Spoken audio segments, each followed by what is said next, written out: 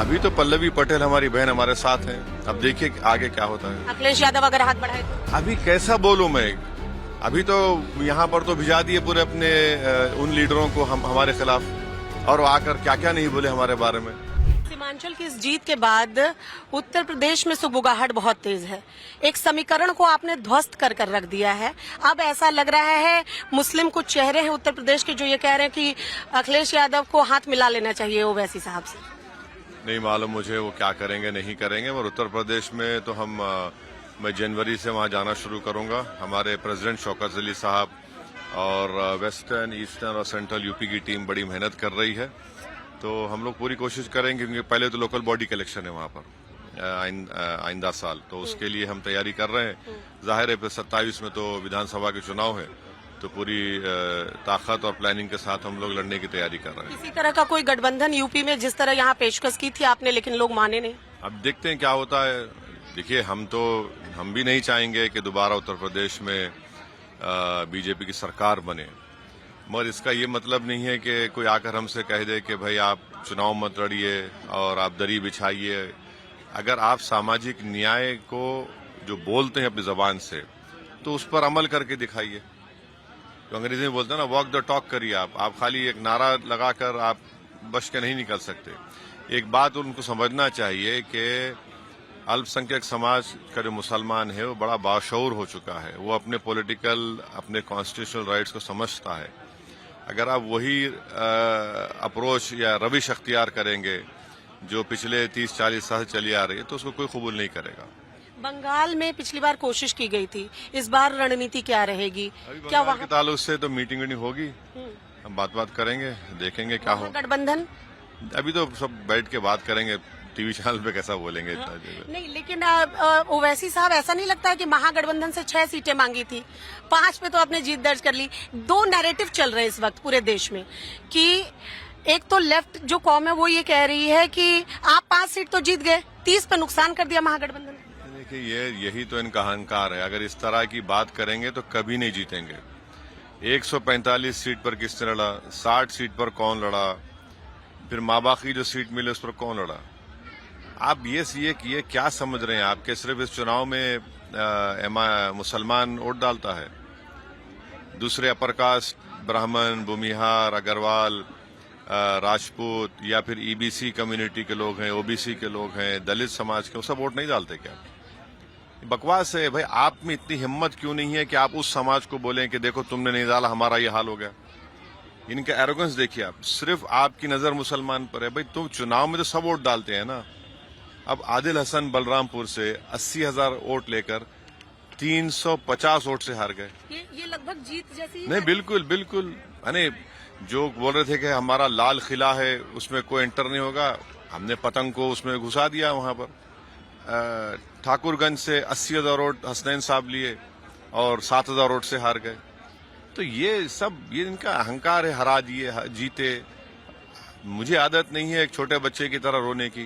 भाई इलेक्शन है, जनता का इख्तियार है कि इसको वोट दे ना दें, मगर आप सिर्फ मुस्लिम कम्युनिटी को टारगेट क्यों करते हैं? आप में हिम्मत क्यों नहीं है कि ये इन समाजों ने हमको वोट नहीं दिया?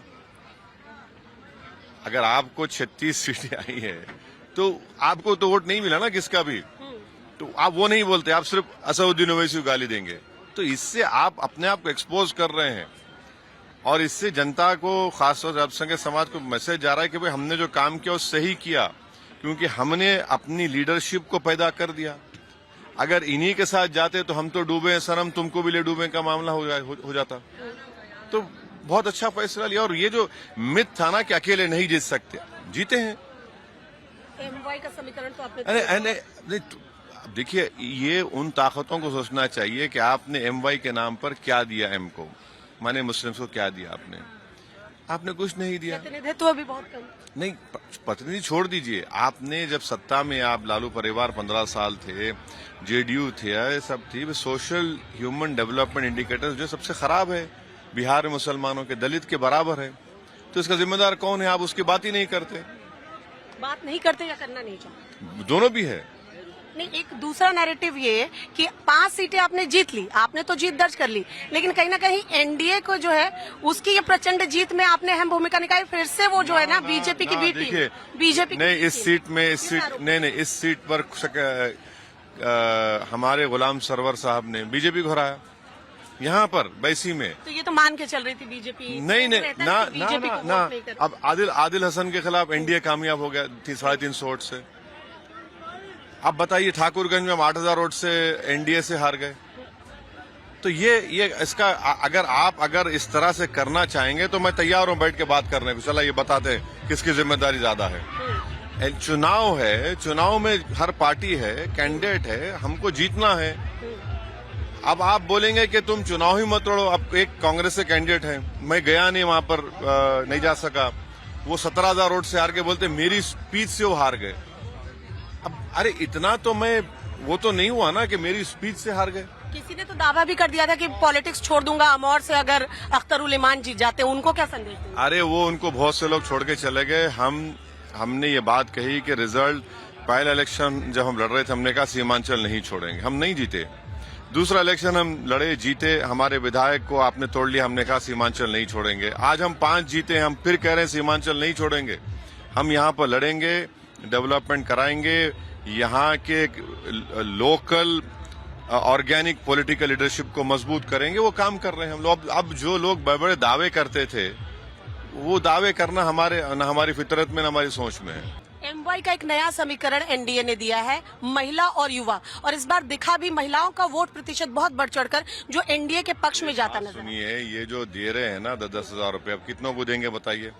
10,000 की वजह से नहीं, आपने कह रहे हैं ना एमवाई महिला और युवा, क्योंकि मैंने बात और सुनिए, यहाँ का जो पर कैपिटा इनकम है बिहार का, अगर आप पटना के अतराफ का और पटना का निकाल लिए तो सब सहारन कंट्रीज से भी कम है।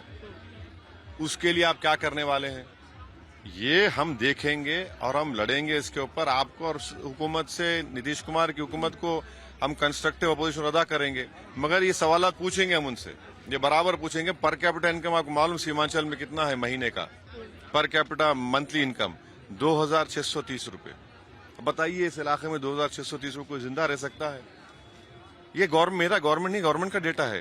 तो क्या असदुद्दीन वैसे ये कह रहे हैं कि 10,000 की वजह से ही जीत? नहीं, कई रीजंस है, एक नहीं कई रीजंस है महागठबंधन के हारने, कई reasons। जैसे बहुत से रीजंस है। जैसे एक दो नहीं, बहुत से। उनका कैंपेन गलत था, उनका नैरेटिव नहीं था, और बिल्कुल वो भी। और मुझे हम बात कर रहे थे, वो लोग तो 3-4 दिन पहले चुनाव छोड़ दिए थे पोलिंग से। सीमांचल में सब जगह पर दिखे ही नहीं।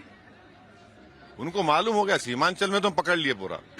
वो समझ रहे थे कि ना हम तो जनता हमको पकड़ ली, हम जनता को पकड़ लिए, मगर उनका कैंपेन है। तो फिर हम आपको बोल रहे बात करो, आप नहीं किए बात। ऊपर से आपने कितने गलतियां की आपने, एक गलती बोल सकें? बहुत सी गलतियां की उन्होंने। इस जीत के बाद असदुद्दीन ओवैसी कैसे यूपी की बात करें, बंगाल की बात करें, कैसे आप अपनी पार्टी को आगे बढ़ता हुआ देख रहे हैं? क्योंकि देखिए आपने सीमांचल नहीं छोड़ा, सीमांचल ने आपको नहीं छोड़ा। मेहनत करेंगे, मेहनत करना हमारा काम है, जस्तजू करना हमारा काम है, वहाँ जनता का कॉन्फिडेंस जीतना हमारा काम है, और वो हम सब करेंगे। किसी के साथ भी गठबंधन हो जा सकते हैं। अभी तो पल्लवी पटेल हमारी बहन हमारे साथ है, अब देखिए आगे क्या होता है। अखिलेश यादव अगर हाथ बढ़ाए तो? अभी कैसा बोलूं मैं, अभी तो यहाँ पर तो भिजा दिए पूरे अपने उन लीडरों को हमारे खिलाफ, और वो आकर क्या क्या नहीं बोले हमारे बारे में। यहाँ गुलाम सरवर कॉन्स्टिट्यूंसी में आए, आदिल कॉन्स्टिट्यूंसी में जाकर बोल दिए कि महबूब साहब उप मुख्यमंत्री बनेंगे। आप बताइए क्या क्या कैंपेन नहीं किए? तो देखेंगे अभी तो। मगर एक प्रोग्राम और प्लान के तहत हम लोग काम कर रहे हैं यूपी में, और उस पर करेंगे।